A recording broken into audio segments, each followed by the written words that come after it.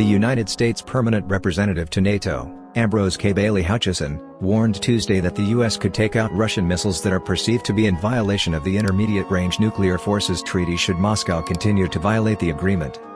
"We have been trying to send a message to Russia for several years that we know they are violating the treaty. We have shown Russia the evidence that they are violating the treaty," Hutchison said, according to a U.S. NATO mission transcript of a press conference on the sidelines of the NATO Defense Ministerial meeting in Brussels. "They are building a medium-range ballistic missile in violation of the INF. That is a fact which we have proven," she added. Asked what type of countermeasures the US and NATO would pursue in the face of the Russian violation, Hutchison said the countermeasures would be to take out the missiles that are in development by Russia in violation of the treaty. "Getting them to withdraw would be our choice, of course. But I think the question was, what would you do if this continues to a point where we know that they are capable of delivering?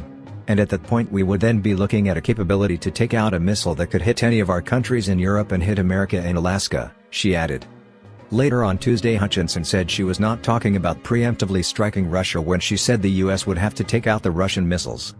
"I was not talking about preemptively striking Russia. My point, Russia needs to return to INF treaty compliance, or we will need to match its capabilities to protect US and NATO interests. The current situation, with Russia in blatant violation, is untenable," Hutchison wrote on Twitter. Prior to Hutchison's tweet, Russia's Foreign Ministry spokeswoman Maria Zakharova responded forcefully, saying Hutchison behaved aggressively and destructively by making the comments. "It seems as if people who make such statements do not realize the level of their responsibility and the danger of such aggressive rhetoric," Zakharova told CNN. "Who authorized this lady to make such statements? The American people?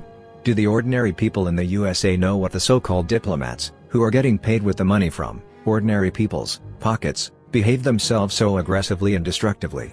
Zakharova added, "It is very easy to break and crush everything. It is hard to repair and restore.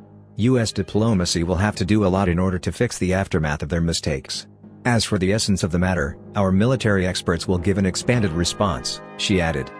Earlier on Tuesday, Kremlin spokesman Dmitry Peskov told CNN the Kremlin prefers not to pay extra attention to statements by ambassadors while we have too many uncertainties with the messages on the higher level.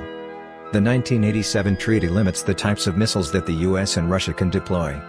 NATO Secretary-General Jens Stoltenberg told reporters Tuesday that NATO remained concerned about Russia's lack of respect for its international commitments, including the Intermediate-Range Nuclear Forces Treaty.